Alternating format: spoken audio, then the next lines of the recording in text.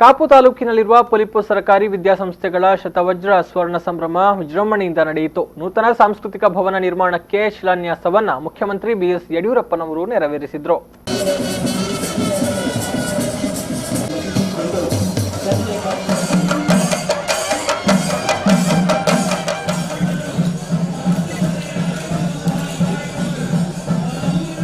ಸಭಾ ಕಾರ್ಯಕ್ರಮವನ್ನು ಮುಖ್ಯಮಂತ್ರಿ ಯಡಿಯೂರಪ್ಪ ಅವರು ದೀಪ ಬೆಳಗಿಸಿ ಉದ್ಘಾಟಿಸಿದರು.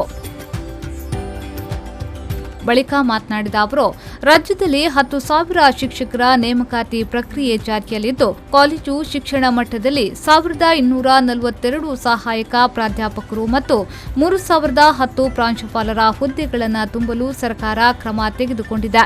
ಪದವಿ ಪೂರ್ವ, ಪದವಿ ಮತ್ತು ಸ್ನಾತಕೋತ್ತರ ಪದವಿಗಳ ಪ್ರವೇಶ ಪಡೆಯುವ 4 ಲಕ್ಷ ವಿದ್ಯಾರ್ಥಿಗಳಿಗೆ ಪೂರ್ಣ ಶುಲ್ಕ ವಿನಾಯಿತಿಯೊಂದಿಗೆ ಶಿಕ್ಷಣಾಭ್ಯಾಸವನ್ನು ನೀಡಲು ಯೋಜನೆ ರೂಪಿಸಲಾಗಿದೆ ಎಂದು ಹೇಳಿದರು. ಸರ್ಕಾರದೊಂದಿಗೆ ಕೈ ಜೋಡಿಸಿದಾಗ ಮಾತ್ರ ಸರ್ಕಾರ ಹಮ್ಮಿಕೊಂಡ ಯೋಜನೆಗಳು ಯಶಸ್ವಿಯಾಗುತ್ತೆ. ಒಂದು ಶಾಲೆ ಅತ್ಯುನ್ನತ ಸಾಧನೆ ಮಾಡಬೇಕಾದರೆ ಪೋಷಕರು ಹಾಗೂ ಸಮುದಾಯದ ಪ್ರೋತ್ಸಾಹ ಅತಿ ಮುಖ್ಯವಾಗಿದೆ. ಆದ್ದರಿಂದ ಪೋಷಕರು ತಮ್ಮ ಮಕ್ಕಳ ಕಲಿಕೆಯ ಪ್ರಗತಿಯನ್ನು ಆಸಕ್ತಿಯಿಂದ ಗಮನಿಸಬೇಕು. ಆಗ ಮಕ್ಕಳ ಶ್ರೇಯೋಭಿವೃದ್ಧಿಗಾಗಿ ಶಿಕ್ಷಕರು ಕೊಡುವ ಶ್ರಮಕ್ಕೆ ಬೆಂಬಲ ದೊರೆತಂತಾಗುತ್ತೆ. ದೇಶದ ಭವಿಷ್ಯದ ಸತ್ಪ್ರಜೆಗಳನ್ನು ಸೃಷ್ಟಿಸಿದಂತಾಗುತ್ತದೆ. ಶತಮಾನೋತ್ಸವ ಆಚರಿಸುವ ಪೊಲಿಪು ಪ್ರಾಥಮಿಕ ಶಾಲೆ, ವಜ್ರ ಮಹೋತ್ಸವದ ಸಂಭ್ರಮದಲ್ಲಿರುವ ಪದವಿ ಪೂರ್ವ ಕಾಲೇಜು ಹಾಗೂ ಸುವರ್ಣ ಮಹೋತ್ಸವ ಆಚರಿಸಿದ ಕಾಲೇಜು ವಿಭಾಗಗಳು ಜನಸಮುದಾಯದ ಸಹಾಯದೊಂದಿಗೆ ಇನ್ನಷ್ಟು ಉನ್ನತಿಯನ್ನು ಸಾಧಿಸುವಂತಾಗಲಿ ಎಂದು ಹಾರೈಸಿ ಸ್ಮರಣ ಸಂಚಿಕೆ ಬಿಡುಗಡೆಗೊಳಿಸಿದ ಸಮಿತಿಯ ಗೌರವಾಧ್ಯಕ್ಷ ಬಾವುಗುತ್ತು ರಘುರಾಮ್ ಶೆಟ್ಟಿ ಅವರು ಮಾತನಾಡಿ, ಕರಾವಳಿ ಭಾಗದ ಸಾವಿರಾರು ಮಂದಿಯನ್ನ ವಿದ್ಯಾವಂತರನ್ನಾಗಿಸುವಲ್ಲಿ ಪೊಲಿಪು ಮೊಗವೀರ ಮಹಾಸಭಾ ಮತ್ತು ಮುಂಬೈ ಮಹಾಸಭಾದ ಕೊಡುಗೆ ಸ್ಮರಣೀಯವಾಗಿದೆ.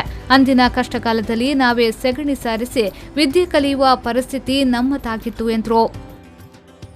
ಮೊಗವೀರ ಶಾಲೆಯಲ್ಲಿ ಕಲಿತು ಇಂಗ್ಲಿಷ್ ಭಾಷೆ ಅಲ್ಲ ಕನ್ನಡ ಭಾಷೆಯಲ್ಲಿ ಕಲಿತು ಈಗ ಹೊರದೇಶಕ್ಕೆ ಹೋಗಿ ಎಲ್ಲೆಲ್ಲಿ ಏನೇನು ಇಂಗ್ಲಿಷ್ ಮಾತಾಡಿದ್ರು ತಪ್ಪಾದ್ರೂ ಪರವಾಗಿಲ್ಲ, ಅವರೆಲ್ಲ ಒಳ್ಳೆಯದ ಇಟ್ಕೊಂಡು ಹೋಗಿದ್ದಾರೆ. ಅದನ್ನು ನಾನು ಈ ಮಕ್ಕಳಿಗೆ ಹೇಳೋದು, ಯಾಕೆಂದರೆ ಈ ನಮ್ಮ ಕರ್ನಾಟಕದವರು, ಈ ನಮ್ಮ ಕರಾವಳಿ ದೇಶದವರು, ಕರಾವಳಿ ಊರಿನವರು ಅದನ್ನು ಕಲಿಬೇಕು. ಕಲಿಯುವುದು ಪಟ ಓದುವುದಲ್ಲ, ಬಾಯ್ಪಟ ಓದುವುದಲ್ಲ, ಆ ಕಲ್ಚರ್ ಅವರು ಏನು ಪ್ರೀತಿ ಕೊಟ್ಟಿದ್ದಾರೆ ಅದನ್ನೆಲ್ಲ ನೋಡಿ ಮಾಡಬೇಕಲ್ಲದೆ ಬೇರೆ ಯಾವುದು ಕಲಿಸಲ್ಲ. ಡಿಗ್ರಿ ಇರೋದು ಜಾಬ್ಗೆ ಅಪ್ಲೈ ಮಾಡಬೇಕು, ಡಿಗ್ರಿ ಪ್ರೈಸ್ ಇಲ್ಲ. ಇದೇ ವೇಳೆ ಮುಖ್ಯಮಂತ್ರಿ ಬಿಎಸ್ ಯಡಿಯೂರಪ್ಪ, ಶಾಸಕ ಲಾಲಾಜಿ ಆರ್ ಮೆಂಡನ್, ಡಾಕ್ಟರ್ ಬಿಆರ್ ಶೆಟ್ಟಿ, ಭಾಸ್ಕರ್ ಶೆಟ್ಟಿ ಯುಎಸ್ಎ ಹಾಗೂ ನಿವೃತ್ತ ಶಿಕ್ಷಕರನ್ನ ಸನ್ಮಾನಿಸಿ ಗೌರವಿಸಲಾಯಿತು.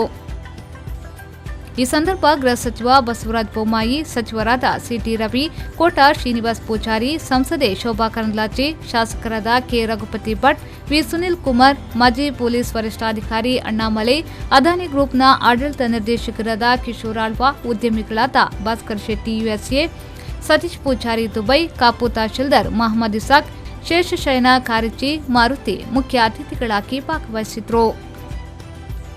ಸುರೇಶ್ ಮಾಳ್, ವಿ4 ನ್ಯೂಸ್ 24 ಪಡುಬಿದ್ರೆ.